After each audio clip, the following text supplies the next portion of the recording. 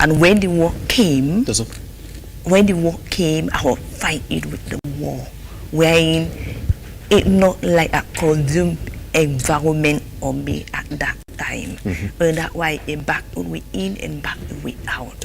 Yeah. I want to talk about your life experiences first now, but I want to start from the bottom up approach in this sense now. Who you are now. When you picture your life experiences up to where you are right now, you're standing for Cleft and Palate awareness. Yeah. Do you feel at home with the things that you're doing right now around this particular area? Do you feel at home? Do you feel like this is where I'm meant to be now? Yeah, I feel at home. Yes. Yeah, because it was not easy, and now I feel at home that I'm in or the people who are born with Cleft Palate, and now I think when they give me like an example of them, if that lady admit it, I might admit it. Yes. Yeah. Now I feel at home. I'm very happy where I am, and I'm very happy what I'm doing right now. Yeah. Yeah. Good. Then let's talk about this particular one. Like I said, I'm going to start with where you are right now, and then we go back a bit. What advice the decision for you to get to write this book about your life? Yeah, it's very important because when I look back on my journey, and I remember that I told myself, don't ill with it. It will be more than it all. The only thing I can do, I can just pen and paper together and write my story. That it was out there, even though they do not know me, or people do not know me. But when they read my book, they will know that, they can connect with me. That's why I did, let me write the book and make somebody out there who are born with Cleft Palate, not only Cleft Palate, maybe you are born with other condition, other disability, but when you read my book, you can say, I can do it. There's not any possible that I cannot do. That's why I did put a pen and paper together to write that book. How long did it take you to put this down together? It be a journey. It took me like around 2 years. Yeah. 2 years, it's like going in and out. It was very emotional for me to put it together, and I had to write at the middle of the night, and I had the courage. I just get the book to it. I can do it. But I thank God for my family, and especially my brother-in-law, who meant me very much and told me, Vivian, you have to finish the book. And I only know it's very painful for me. And because when I'm writing the book, it had a flashback on my memory. And it was very hard for me to write it, because whenever I write it, I think about the past. That's why I like a 1 year I would not on it. I let me hold on, let me recover and heal myself. Yeah. That's the next question that I want to ask. It's a good thing that you're touching on it now. Yeah. That this book is essentially flashbacks of a life that you want to move away from, bad experiences that were just occasioned by your condition. How difficult was it? Are there some memories that you just couldn't dig back into because they were that deep or they were that bad for you as a young girl growing up with this condition? Yeah, memory while during my primary level, I was transit from nursery or primary. I was denied like 5 times for me to enter grade 1. Because when they at that time they used to interview students. They interview them. You have to say your name. You have to express yourself. But for me, I cannot express myself. Or the interviewer told me no. He told my mom, no, it's not ready yet. And we started going like 5 times. It was very hard for me. Because I told my classmates who we are together, they are only like 5. life. And me, they're making progresses. And yeah, they are making order. And me, I'm ill in that right fight to go green one. It was not easy for me at that time. And I remember another occasion I had even that eventually they asked me in the school. Yeah. They start giving me name. They are calling me the dead girl. Oh, I was called all over the school that I am a dead girl. Oh, it was hard for me. Oh, it was very hard for me. Yeah. And you know, digging into those memories when you're putting it down in paper, are there those moments where you're writing and you want to take a break because then probably you're getting overwhelmed and you want to choose the right words and the right expression for this moment? Yeah. It took me a break. Usually when I think about the name that you call me, the name that you they identify me as not in the society, and I cannot express myself. Even my last year, I cannot talk to her. Maybe I know an answer I want to give to her, but you will just tell me just keep quiet.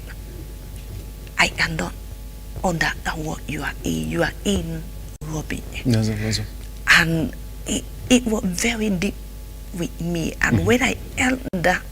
When I tell it, I just know that book, let it just hold on.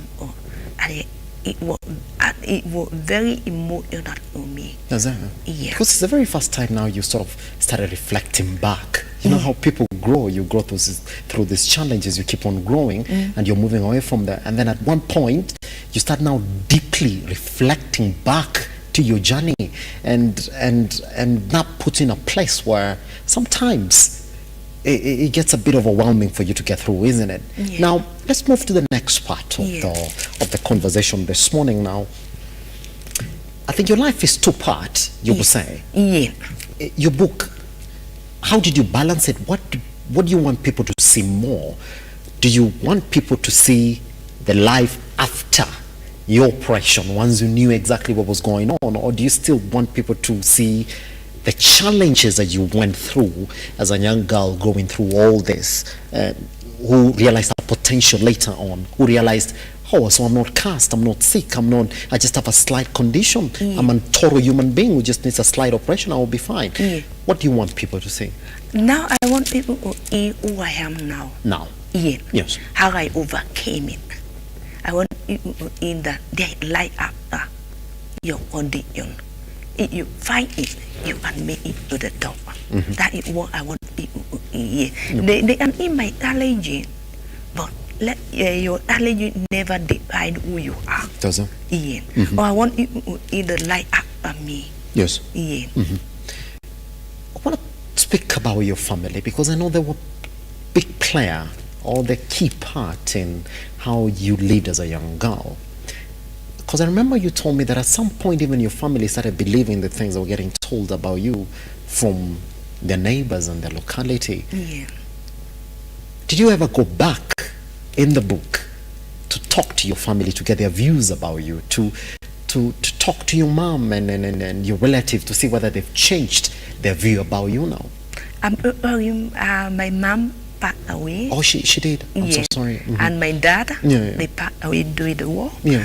And now I think I only have my sibling, my aunt and my brother, and my auntie and my uncle, they are home. That's it. And I think now they are very proud of me. Because they are? Yeah. They've changed the way they look at you, isn't it? Yeah. Are you saying that through you now, they've said, oh, hold on, that was just a slight condition that we didn't get proper education on? Yeah. Yeah. Now they are very proud because I am that people, my family who you not to call me, and now they are calling me and they are telling me we are so proud of you. And they were the one who look down on me. When my mom used to go down, when my mom used to visit them, they will tell my mom that, oh no, this child you are giving back, she cannot talk well. It's speak good and no. That is how how they used to end my mom. But now, I thank God, almost them, they are still alive. And they are in the way I'm doing, the way I'm progressing, and they are very proud of me. Does that? Yeah. And that gives you some energy to want to continue working in this particular space, isn't it? Create awareness about this condition and sort of touch more lives of people with this particular condition. Yeah, it gave me energy. Whenever I had their voice, the way they praise me, I felt so good. I felt, oh yeah, I'm going somewhere. Yeah. Yeah. I want to ask you a personal question at this particular point. I mean, at 22 years old, you will say that that's when your life began fully, when you crossed from your country to Kenya now. That's when you realized, hold on, I can actually fly with my own wings now. I'm not tied down with cultural aspect, with people looking at me differently. You can say at 22 years old, that's when your life has begun. Have you tried to catch up? Have you found yourself trying to do things that you couldn't do before you came to this country? Yeah, Vivian? yeah. Before I came to Kenya, I was big timid. I don't like talk to people. If I do not know you, I will be, I am. I will be, like, I let my not people. But now, my friend, I am even many people. I am not able to talk into people. Now my life has changed. Yes. Yeah. Yes. My life has changed because you are not imagine the lady who came from Kenya, the way I was and the way I am now is very far different. Yes. Yeah. And this life journey that you're taking now, like I said before, we go deeper into your story in the second part of our conversation. What do you see the ending, Vivian? Especially in this particular space, because your life currently is just molded around I'm a young girl who was very unfortunate not to be treated correctly because of my condition. At 22 years, I found out that it's just a tiny condition, doesn't have to affect any aspect of my life. How is this journey going to end in this particular space? This story, do you really see an end to it, especially in this area for creating awareness and giving opportunities to people with this particular condition? Yeah. For me, I want to know more. Yeah. Because I want to know that I want the world to know that the ability in ability. I want it to know that no matter your day, no matter the thing you are, because I always am very religious. I don't know. I will aim that you are only male. You have to fight. Let your dream come alive. Like my health, I fought it out. Or my dream come alive. Or I want to tell the viewer out there that no matter who you are, no matter your you and me it just or you pray on. Yeah. For me, I'm going lazy. I'm going places. Yeah. That's it, and we'll be right here to actually see the steps that you're making within this particular journey.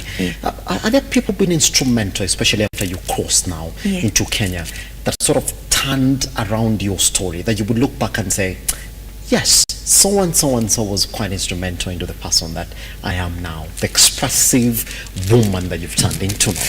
Yeah, yes. They I will in my brother-in-law, me a Kenyan. He the one who got me from earlier here. He played a very good role in my life, and the woman I am today, I have to honor him because he gave me his daughter. He care about me, and when I'm down, he always there for me. And told me, Vivian, I know you can make it. Just only you pray on. I just want to. I know right now view it working out there. I just want to thank you so much and my people around me who are big on me and make me be the woman I am. And I'm very grateful to them. Yeah. Pretty much. There's another aspect to your life that also people have to know, essentially when we're talking about this, that currently as it is, that you're very passionate to the upbringing of young girls, to the point that you have dedicated your life to also donations of sanitary towels to young girls. That aspect right there, Vivian, is it because you sometimes look back and say, I wish someone would have been there for me when I was growing up as a young girl? Yeah. Is that what it is? Yeah, that's what it is. Yeah. Because I'm very, very passionate about grandchild. Doing donation, give any part, or the young girl, the school going girl in West and Kenya, we got out in, and we together, me and my sister, just like to help them because did the COVID. I realized that because I was there locked down in the COVID situation, and I realized that this girl, they using their body because of healing. Why? Oh my God! Yeah, healing. For me, I can get that about, but other girl, the only way we can do, what I did up with my family, that I let up with like when a girl, we up with when a girl doing donation, giving them a package of 1 year, and immediately back I returned back to Nairobi. I have put almost my rent again, and this is what I realized what is going on in West Kenya. And for me, I'm very passionate of young girl. I wish someone the time I was growing up, someone was with me at this age. But I told them the experience that I am having before, I don't want the girl to go away. So I came up with it, and my friend, this is a good idea. At the end, they give us sanitary pad, we eat with them, and like last year we were having like 15 girls. The number is growing year by year. And I give them pad and do mental input and encourage them and give them my own story that you are making, no matter your audition, no matter your play, your house cannot decide who you are. If you work hard and follow your dream. Like for me, I work hard and follow my dream. Where I am today at a hotel, it's a long journey. Don't say, because I'm not built it, I cannot do that, or because I cannot speak well, I cannot do this. It depends. Whatever your mind, your mind and you do. Whenever you put your mind in, you are achieving. Pretty much. Just before we go on the first break, before we come and delve deeper into the various chapters of this particular book, asking you which is your favorite, especially when you reflect about your life and the light bulb moments within your book, can you say conclusively that hadn't you moved away from the war-torn Sierra Leone within that particular period, that your story would have been quite different, Vivian? And when you look back, should you ever go back again to your country? Because people say you never run away from your country. You are Sierra Leone by blood, despite the number of years you spent in this country. Do you think it's something that you would also want to push in your mother country, that we need to recognize these particular conditions and treat the people with them as normal human beings? I would like to go back and give more awareness. Because there, I think it's very, very hard for them to understand, because I know they are very cultural people. They believe so many of culture and witchcraft, and I can say that more awareness and help them to understand that this condition is terrible. But that one, I'm just praying and hoping that someday I will be there, and the people, the community, the people in your area. I them, I was born like that, but they are in surgery you can go and correct your pitch. Those are Yeah. pretty much. Guess what? Once we come back, we'll be looking at deeper details on this particular book, just for you to know who Viviane Mansare really is. We'll be knowing deeply what she does now currently as a profession who wants to touch young girls' lives across the world. She's saying it's not just about helping them, it's about mentoring them and making them understand that no matter what the condition they have, they can still make it in life. Just like she is a true example of believing the story, to the point that she now has the book, The War, Battle Within, Battle Without, the story of Viviane Mansare. Once we come back right here on The Morning Drift, learning more as well. Lookuptv across all your social media platforms.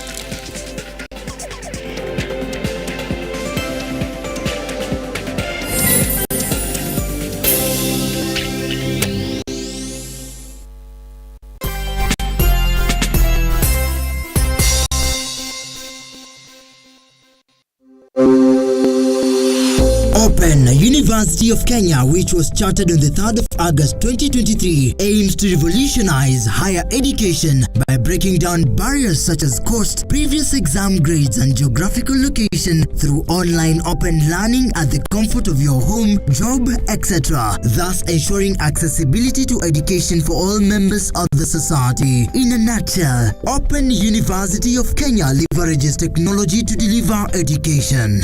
Open University has brought a new dawn in the Kenya education system, where learners are able to access education in a flexible, affordable, and all-inclusive. Intakes ongoing for May and September. For more information, call us on 0202000211 or 0202000212 or email us at info@ouk.ac.ke. Open University of Kenya, an innovative university for inclusive prosperity.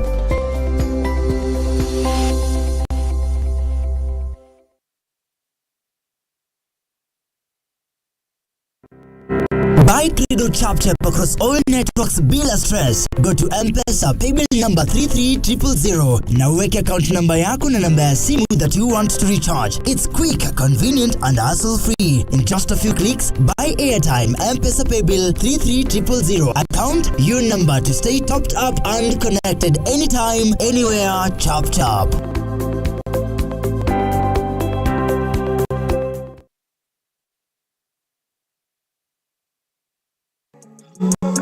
Next on Hapa Kazi Tu. Na leo tunaangazia biashara ya urembo. Unashughulika na mambo gani? Nywele, makucha, facials, massage, waxing. So we survive with client getting satisfaction and referring another person and being comfortable to come again and again and again. One thing that is very important is you working on yourself and you kutaka kujua more skilled. What are people doing that I'm not doing that I need to do to be in the next level?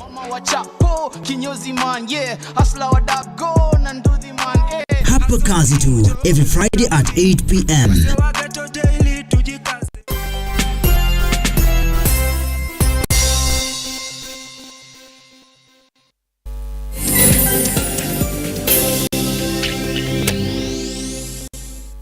All right, welcome back at Lookuptv across all your social media platforms. My name is Simba Kiage. In case you are just joining us this morning, we are looking at the story of one Viviane Mansare, The War, Battle Within, Battle Without. We'll be telling you exactly how you're going to get this book, but before we get there, is at that point then where we have to read a couple of pages within this particular book and get a proper perspective then from Viviane, just so that you know exactly what you're going to run into once you go to land your hands on this book. And I'm going to start from part 2 of this particular book.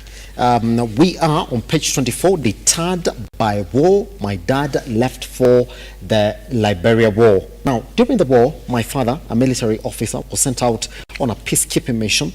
His absence affected me so much since he was very close to me at all times for encouragement and protection. protection from people who harassed me. This affected my performance at school, which forced me to repeat a class. At one point, when I was still in Liberia, received the sad news that he was missing in action. My teachers encouraged me that everything was going to be all right, and with prayers, we received the good news that he was well and alive. This encouragement lifted my spirit. I want to leave it there and talk about your dad for a minute. You know, war is one of those things that nobody wants to figure out, really, and as a young person as well. But here you are in school, Yeah. and your dad is at the war, Yeah. and you're depending on updates that are coming from the war, whether your dad is still alive or not. Yeah. Because when you see your dad go, you know that he might come back or might not. Before we get to the news of you realizing that your dad was never going to come back again, let's go back to how your father was, who your father was. What was your relationship with your father? Yeah, me and my father, we are very close. He was very lovely and caring and honest. Yeah. And my father, our he was like a pillar of me. Yes. And he always encouraged me to go back to school. When I told him no, I cannot eat anymore because of the morphine. Yeah. And he would tell me, my doctor, education is the key of it. Does it? Without education, you are not amount of anything in life. Or he was like my mentor. I look up to him, and he was very determined. Army of Ita. He never backed down on anything. Yeah. He was a brave man. Yeah. Does it? And during this period when I know because your dad is girl, you will come and tell him, I don't want to go to school because the other kids are mocking me, they're mocking my condition. Yeah. And did he know that you have a condition, or you also subscribe to the fact that there was something wrong with you? Yeah, they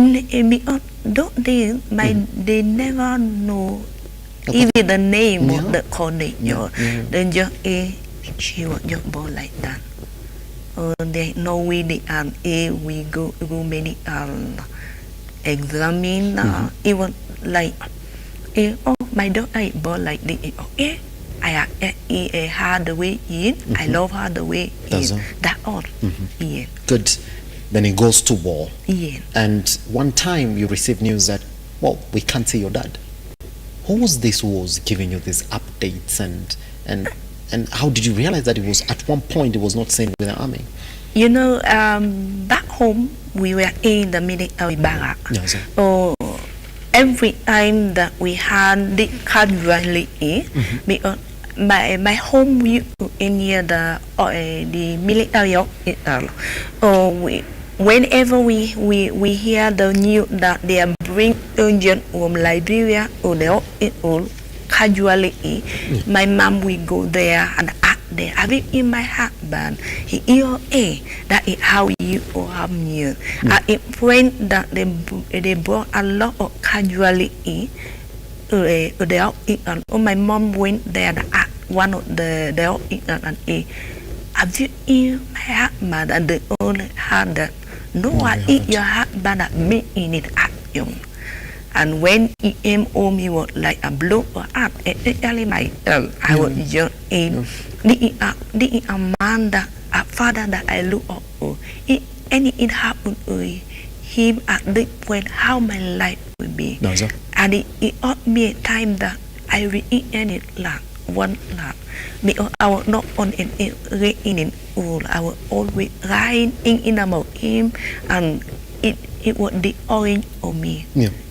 At that point, you're like, we don't know where he is. He's not even passed on. But then in your mind, it's like, we can't see my dad up until this particular point. Yeah. So let's go then to the news of, well, now your dad is completely passed on. How did you learn about this news? And during that time, he was ill alive. They found him, and he went back to the military base in Liberia. He was ill alive. He ended a war that I'm okay. He ended a war to act in Sierra Leone that I'm fine. Okay, I'm fine. Do not worry about me. Everything is very okay. Yes.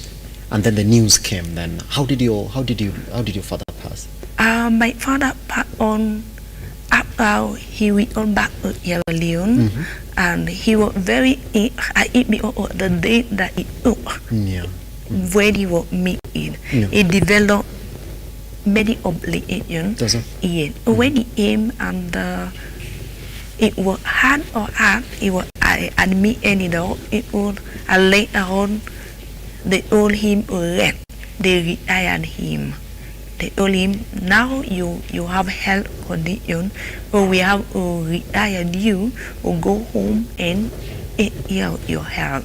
Or he left the army, we moved out of the barrack and go back to our private home, and he does not eat like 1 or 2 years, and he passed away. And the war was on, the time he was very ill. And that time the rebel in my country were in freedom. During that time, all the medical staff, they were going to fight because they were men, they are unit or people, they are army people. Or they will leave the old people and go to the war and fight. But the time that he was having the attack at night, we wanted to eat him to the hospital, but it was a curfew. You don't come out. So we have a delay on it o'clock to eat him to the hospital. On the way, he passed on. And you were right there? We were right there with my family. I know you must have been completely devastated as a young girl who looked upon the dad as the heroine in her life, isn't it? It was like, it was a big blow to me. And I remember the day the time he passed on, I just look at him. I was just pray. I read the word not there. I think we would have worked him for the people, but the war made up delay and me. So, at what point did your mom also pass on, Vivian? The aim in the area. After 1 year, my mom developed it. I think it was very deep courage about my dad, and the aim in the area, the war was there, and the core the aim late. When you were very healed, we wanted to eat up the we have to delay again. Completely. And he never made it. And then they never made it as well. So your life was just written like that by the war, and just because of curfew issues, you can't even offer medical help to your family because of the curfews, and you lose both your mom and your dad. And so you transitioned to living with your relatives, isn't it? At this point. How was your life when you started living with your relatives? Living with relatives like hell on earth. And I stopped to go to school, and they are not paying for me. And they told me, we can't wait time on you because if you go to school, no one will employ you because of your speech. Because of your speech, or it better you just stay at home.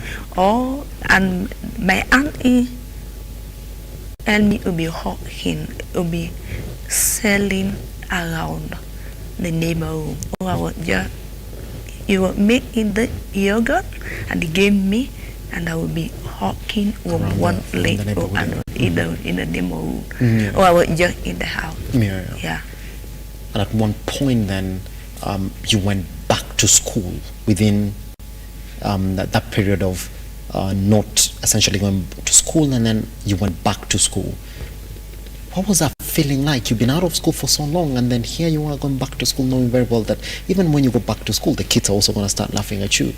And you've lost so much time, isn't it, Vivian?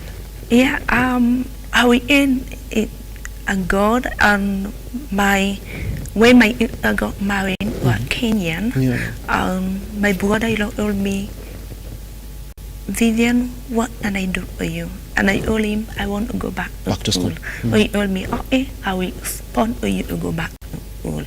And he sponsored me to go back to school. But at that time, I was a bit matured. I can handle so much. Yeah, the isn't it? mockery. Yeah, the mockery became, you sort of got used to it, isn't it? Yeah. Like, and handle any, even though it make me right, not in front of them, my mother, I will go out and cry, and I will come back again and be wrong again. I'm here to learn. I'm not here to wrong my mind. I'm not here to discourage my him. I want to learn. I know education at me on another level. Yeah, pretty much.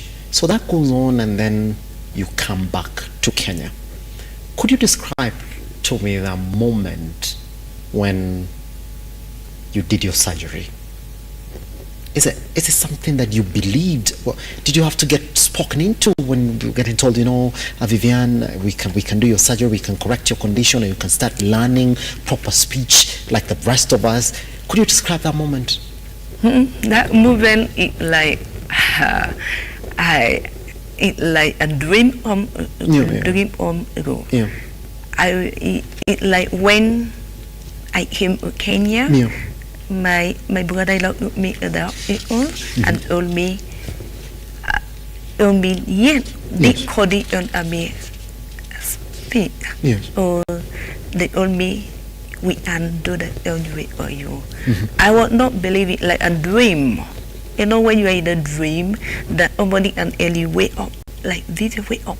Am I the one going through the surgery? Because I've been there many years. Over 25 years when I do my surgery. And the day they do my surgery, like I went to the mirror, I opened my mouth, I earned the leg at me closed. Because in our body with leg palate, they have a gap. Yeah, they have a gap.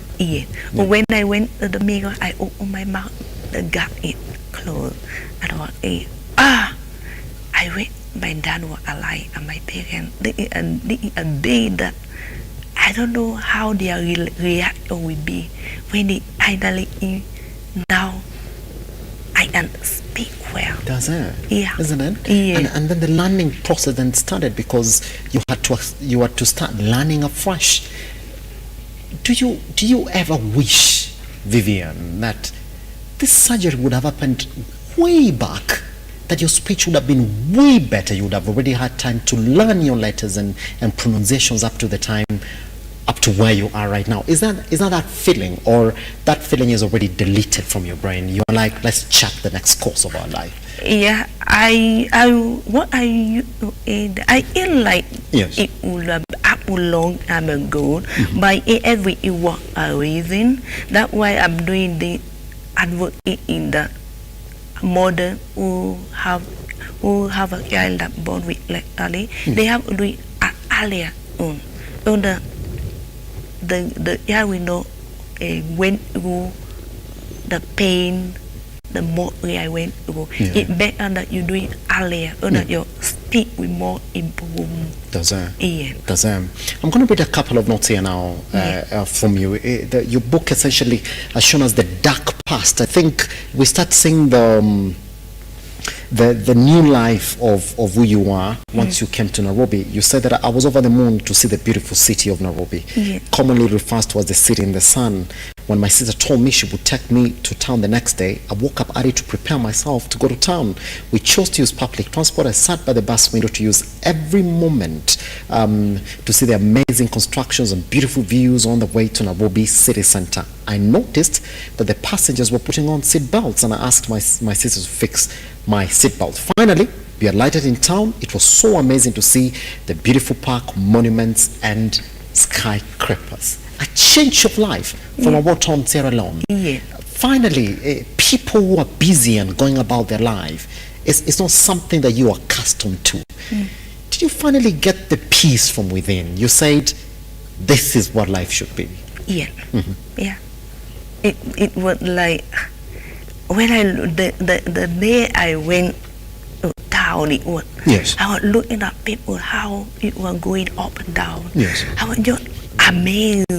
I was wow. Things that happened. That people were very peaceful. I look at the like this, like I happy. Yes.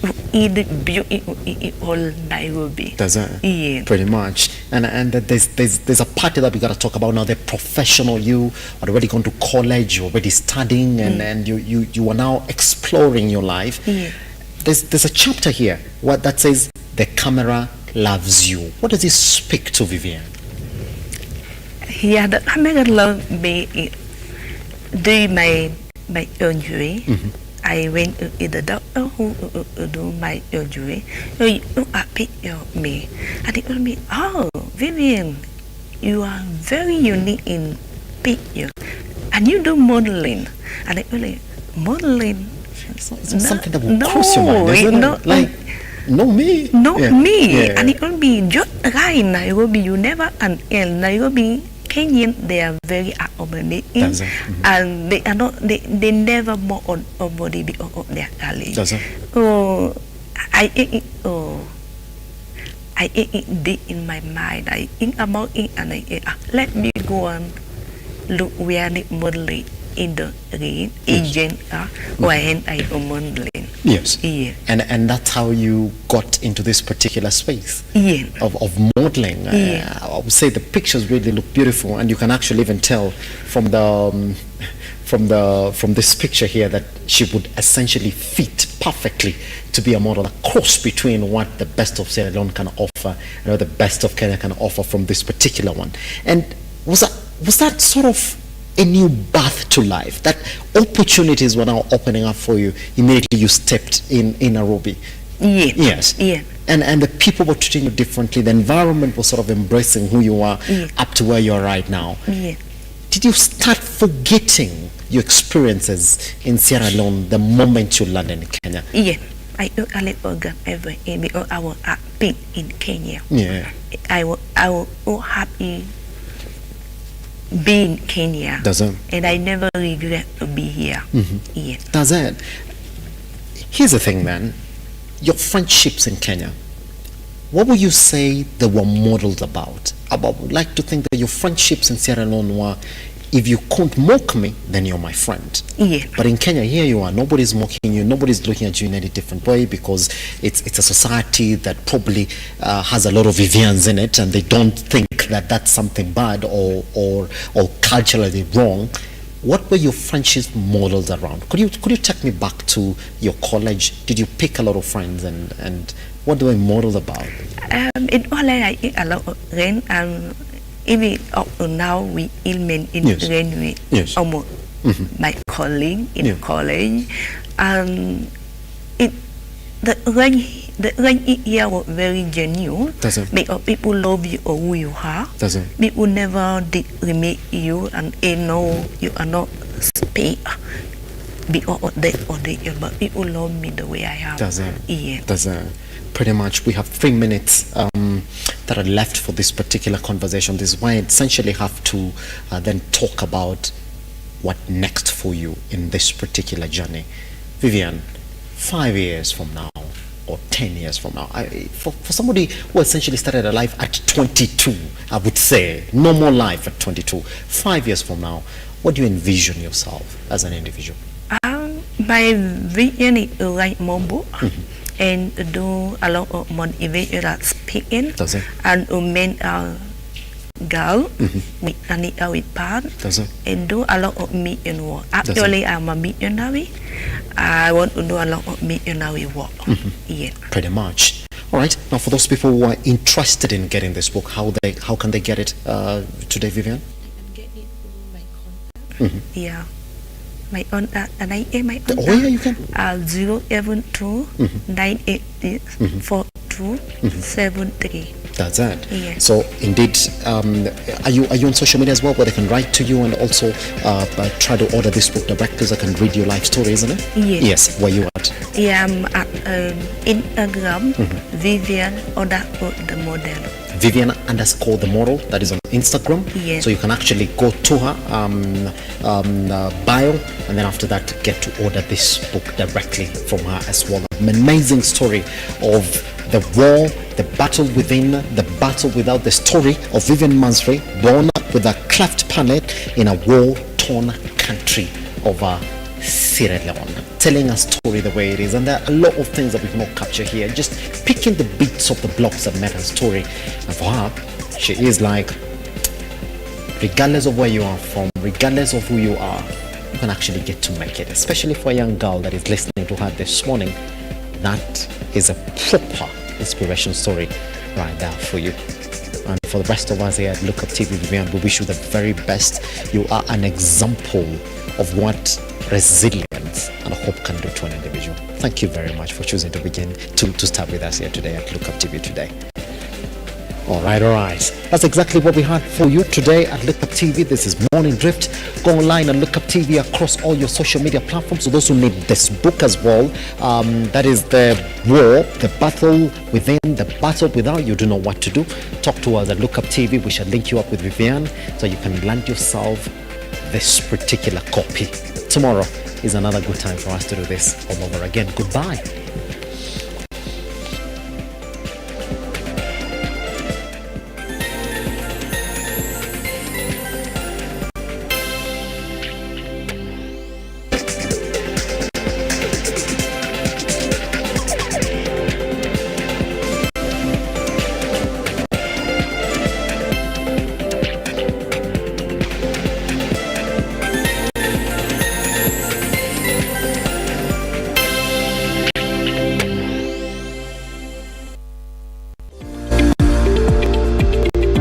We value your feedback and welcome your complaints about our programming and operations.